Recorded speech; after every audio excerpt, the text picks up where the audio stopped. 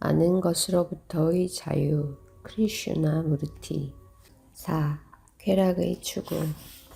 쾌락은 사회의 구조이다.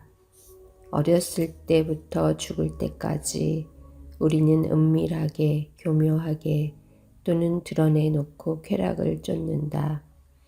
그러므로 우리의 쾌락 형태가 어떤 것이든 간에 그것이 우리를 이끌고 우리의 삶을 만드는 것이기 때문에 우리는 그것에 대해서 아주 명징하지 않으면 안 된다.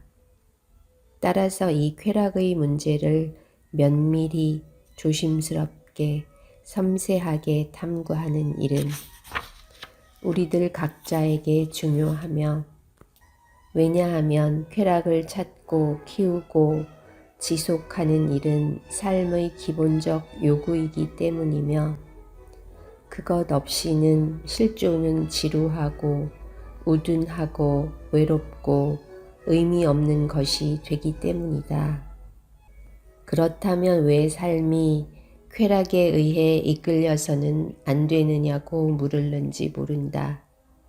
그것은 쾌락이 반드시 고통, 좌절, 슬픔과 공포를 가져오고, 공포는 폭력을 낳는다는 아주 간단한 이유 때문이다. 만일 당신이 그렇게 살고 싶으면 그렇게 살라. 어떻든 대부분의 세상이 그렇게 살고 있는데, 그러나 당신이 슬픔에서 해방되기를 원한다면 당신은 쾌락의 전 구조를 이해하지 않으면 안 된다. 쾌락을 이해하는 것은 그것을 거부하는 것이 아니다. 우리는 그것을 비난하지 않고 나쁘다거나 좋다고 말하지 않지만, 그러나 우리가 그것을 추구한다면 눈을 뜨고 그렇게 하자는 것이다. 즉, 항상 쾌락을 찾는 마음은 반드시 그것의 그림자인 고통을 겪지 않으면 안 된다는 것을 알면서 추구하자는 얘기이다. 비록 우리가 쾌락을 쫓고 고통을 피하려 한다고 하더라도 그 둘은 떨어질 수 없다. 그러면 왜 마음은 항상 쾌락을 요구하는가? 왜 우리는 쾌락의 저류로서 이를 고상하게 하거나 천하게 하는가? 왜 우리는 쾌락의 가는 끈에 매달려 희생하거나 괴로워하는가? 쾌락이란 무엇이며 어떻게 해서 그건 존재 속에 자리 잡는가? 당신들 가운데에 스스로 이 문제들을 묻고 끝까지 대답을 찾아보려고 한 사람이 있는가? 쾌락은 4가지 단계를 통해서 존재 속에 들어오게 된다. 즉, 지각, 감각, 접촉, 욕망이 그것이다. 예컨대 나는 이쁜 자동차를 본다. 그러자 그것을 보는 것에서 나는 어떤 감각, 어떤 반응을 얻는다. 그래서 나는 또 그것을 만지거나 만진다고 상상하며, 그리하여 그것을 갖고 싶고 그걸 타고 뻐기고 싶은 욕망이 생긴다.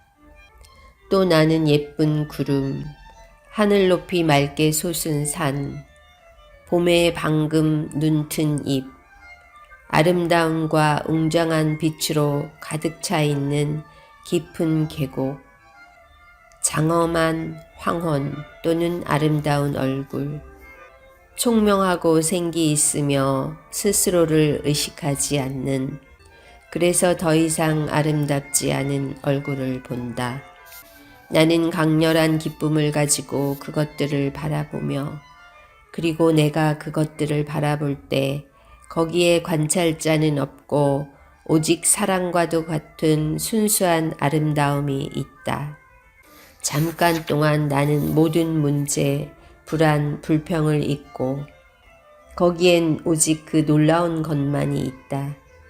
나는 기쁨으로써 그걸 볼 수 있고 다음 순간 그것을 잊으며 아니면 마음이 찾아들어서 문제가 시작된다. 내 마음은 그것이 본 것에 대해 거듭 생각하고 그것이 얼마나 아름다웠던가를 생각한다. 그리고 그걸 자꾸 보아야겠다고 혼자 생각한다. 생각은 비교하고 판단하기 시작하며 내일 그걸 다시 가져야겠다 라고 말한다. 잠깐 동안 기쁨을 주었던 체험의 연속은 생각에 의해 계속된다. 당신이 어떤 것에 대해서 전적으로 온 마음을 다해 반응할 때 거기엔 기억이 별로 없다는 걸 눈여겨 본 적이 있는가? 어떤 도전에 대해 당신의 전 존재로서 반응하지 않을 때에만 갈등과 싸움이 있으며 또 이것은 혼란과 쾌락이나 고통을 가져온다. 그리고 그 싸움은 기억을 부풀린다. 그 기억은 줄곧 다른 기억들에 의해 불어나고 반응하는 것은 그 기억들이다. 기억의 결과는 무엇이든 낡은 것이고 따라서 자유롭지 못하다. 생각의 자유 같은 것은 없다. 그것은 순전히 넌센스이다. 생각은 결코 새롭지 않은데 왜냐하면 생각은 기억, 체험, 지식의 반응이기 때문이다. 생각은 그것이 낡은 것이기 때문에 당신이 즐거움을 가지고 보고 잠깐 동안 엄청나게 느꼈던 그것을 낡은 것으로 만든다. 낡은 것에서 당신은 쾌락을 끌어내며 결코 새로운 것에서 끌어내지 않는다. 새로운 것 속에는 시간이 없다. 그리하여 당신이 만일 기어드는 쾌락을 허용하지 않으면서 모든 것을 볼 수 있다면 가령 어떤 얼굴, 새, 옷 색깔, 햇빛에 반짝이는 수면의 아름다움 또는 즐거움을 주는 어떤 것을 그렇게 바라볼 수 있다면 만일 당신이 그 체험이 반복되기를 바라지 않으면서 그걸 볼 수 있다면 아무 고통도 공포도 없을 것이며 따라서 엄청난 기쁨이 있을 것이다. 나중에 고통을 가져오는 것은 쾌락을 되풀이하고 영속화시키려는 발버둥이다. 당신 자신 속에서 그걸 관찰하라. 쾌락을 반복하고자 하는 바로 그 요구가 고통을 가져오는데 왜냐하면 그 쾌락은 어제의 그것과 같지 않기 때문이다. 당신은 당신의 신미감뿐만 아니라 마음의 동일한 내적 성질에서도 똑같은 즐거움을 얻으려고 발버둥 치지만 그게 당신을 거부하기 때문에 당신은 마음이 상하고 실망하게 된다. 당신은 당신이 원하는 것을 얻지 못할까봐 또는 갖고 있는 것을 잃을까봐 두려워한다. 당신이 여러 해 동안 지녀왔던 어떤 신앙이나 이데올로기가 논리나 삶에 의해 흔들리거나 당신에게서 떨어져 나갈 때 당신은 혼자 서 있는 것이 두렵지 않은가? 그 신념은 여러 해 동안 당신에게 만족과 쾌락을 주었고 그것이 당신에게서 떨어져 나갔을 때 당신은 궁지에 빠지고 공허한 채로 남겨지며 그리고 그 공포는 당신이 다른 형태의 쾌락과 신념을 찾을 때까지 남아있다. 나로서는 그것이 아주 간단명료하게 여겨지며 그리고 그것이 그렇게 간단명료하기 때문에 우리는 그것의 간단명료함을 보기를 거부한다. 당신이 쾌락을 추구하면 반드시 고통이 따른다는 사실을 안다면 당신이 원할 경우 그런 식으로 살기는 하되 그리로 미끄러져 빠져들지는 말라. 만일 당신이 쾌락이 끝나기를 바란다면 비록 이것은 고통의 끝장이기도 하지만 당신은 쾌락의 전 구조에 대해 완전히 주의 깊지 않으면 안 된다.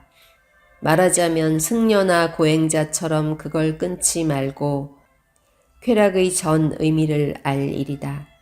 그러면 당신은 삶 속에 엄청난 기쁨을 갖게 될 것이다. 당신은 기쁨에 관해 생각할 수 없다. 기쁨은 즉각적인 것이며 그리고 그걸 생각함으로써 당신은 그걸 쾌락이 되게 한다.